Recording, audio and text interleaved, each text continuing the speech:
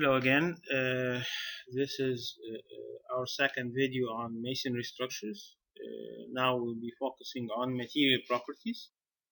So, as we mentioned before, uh, masonry is composed of masonry units, mortars, and these are the most important components, the essential components of any masonry structure. Additionally, you will have grout and reinforcement in case you are having reinforced masonry. And of course, you in some cases you'll be having flashing coatings and insulation. Uh, and as mentioned previously, the masonry unit materials are either clay bricks, concrete cement blocks, or natural stones, um, or other materials like maybe compressed earth, as we will be as we could talk about later. So, and as mentioned before, we have different types and shapes of masonry. Some are hollow, some are not, depending on the situation. And of course, we mentioned before that the difference between a block and a brick is difference in size mainly. So the block is anything exceeding 300 millimeters. But from a material perspective, the most important thing is strength, whether compressive, tensile, flexural, and stiffness. Then the initial rate of absorption, which is how it will be absorbing water. The density. This is very important for masons when using handling the mason units themselves. Durability, freeze thaw resistance, thermal conductivity, efflorescence, or what's called in Arabic tazhir, salt staining, staining after being subject to salt. Finally, the least important thing is the acoustic characteristics, sound insulation, sorry, sound isolation. So, in generally, the concrete mix for cement units is very dry, nearly zero slump. It has aggregates for sure, Portland cement and water. In some cases, it has admixtures in it. Uh,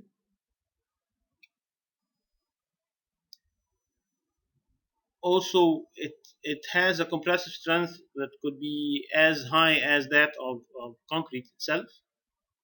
Um, and of course, when the strength increases, the masonry structure increases. The tensile strength is 10 to 20% of the compressive strength. The modulus of elasticity is ranging from 500 to 1000 times of the compressive strength.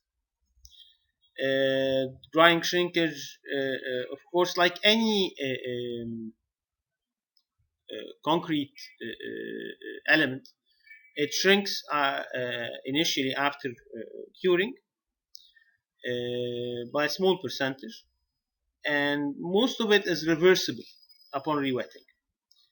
And there's also what we call carbon shrinkage, which is due to the reaction between carbon dioxide and the hydration products, which is slow and non-reversible.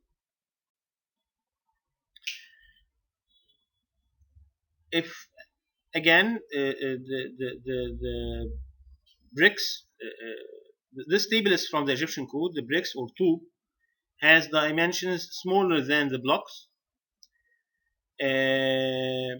There is a certain tolerance that's acceptable for sure. The density ranges between 1.4 to 2 ton per meter cube, or also gram per centimeter cube, so they are the same thing. However, there is a certain threshold, a certain acceptable value, minimum acceptable value for the compressive strength of each, depending on the usage.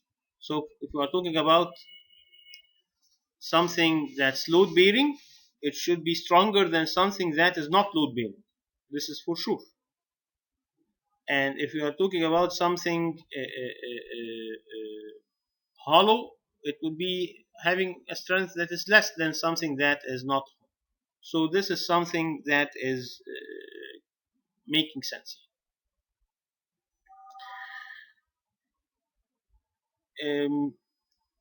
Same thing applies here if you are talking about perforated cementitious blocks. Same concept applies here. The clay masonry units, which is the most common to be used, and cement blocks are not as common as the clay masonry units in countries with situations like Egypt.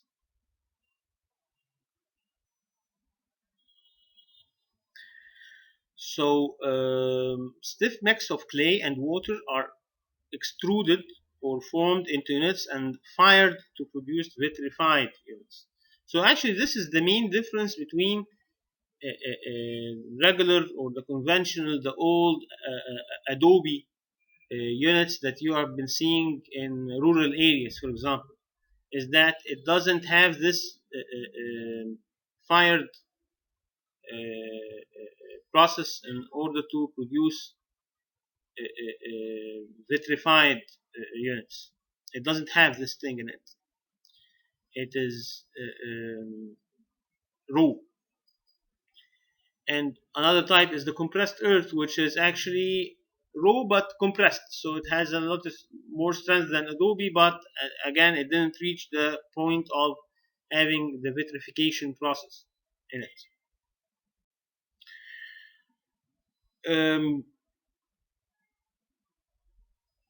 So if we are talking about the one made from the sandy loam, okay, which is actually one of the types of the clay bricks. This is it has of course properties that are for sure less in strength than the cement blocks, for sure. However, if you compare the prices economically, it is much cost saving, and this is what the main reason it is most common to see it used when comparing it to cement blocks.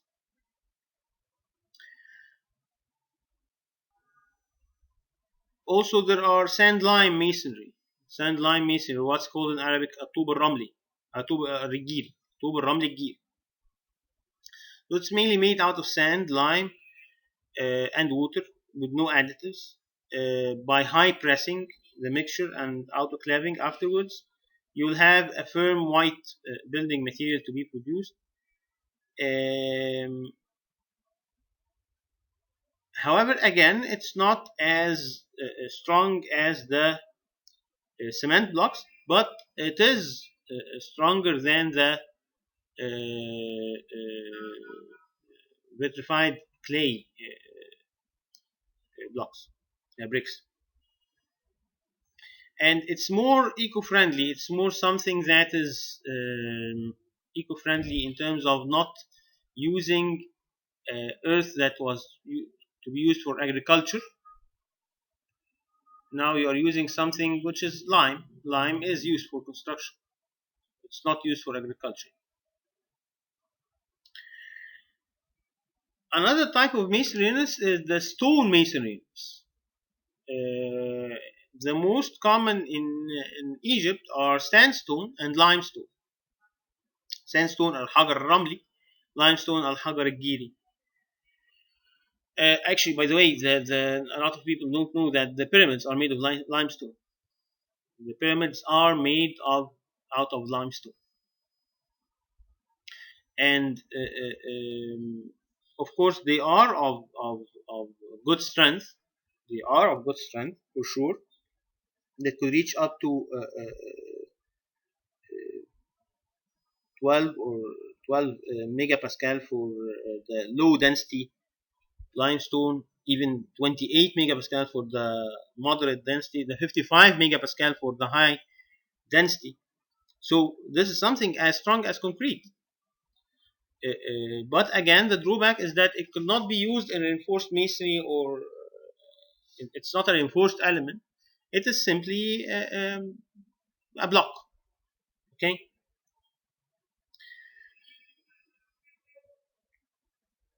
Of course, this thing will vary in the sandstone depending on whether it's a quartzite or not just sandstone, depending on the geological constitution of that thing.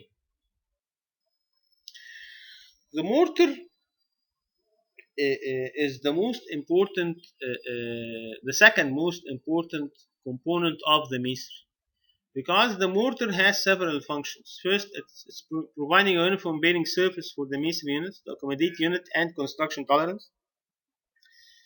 It's bonding the units together, which is important to fill any existing pores, provide sufficient strength to transfer loads, and provide water tightness. And bonding the joint reinforcement and ties in case of reinforced masonry. Of course, any mortar is made out of a cementitious component. Uh, Typically, it's Portland cement. It also must include some sand to act as a bulk filler. It must include water for hydration effect. These are the three essential components here. After that, you optionally have hydrated lime, or what's called in Arabic al-gil al-matfi, to increase workability and reduce cracking. And in general, there is a typical classification of the degree of the mortar. So there are different grades of the mortar, from 1 to 4, depending on the strength of the mortar. So the strongest is 1, the weakest is 4, and this strength is actually given by or predictated by the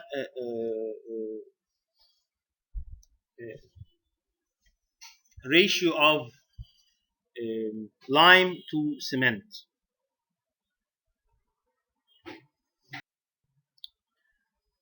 But again, what's the strength of the masonry? The strength of the masonry is guaranteed by a very simple test, which is testing the masonry prism. So here you are having a masonry prism.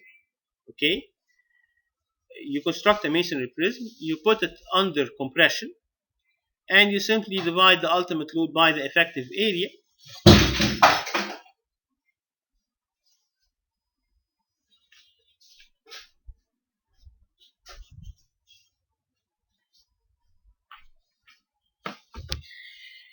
And finally, you will get the strength, F-M. And the code tells us that in order to get F-M, you should either have 5 constructed masonry prisms tested, and you take the average of the 5, or use the values in table 212, which is mentioned in the code.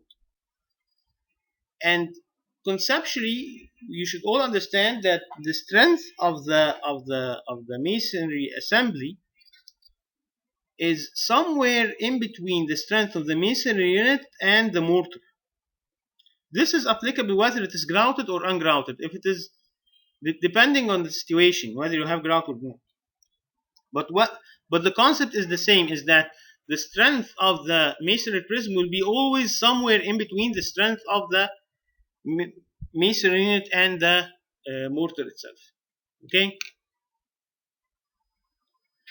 which will be something that you will be able to see here in this table. I mean, depending on the grade of your mortar versus the strength of your unit, you will be getting a certain value of the F-M. And this is applicable whether you are talking about clay bricks, cement bricks of different dimensions. This is applicable for any type of bricks or blocks.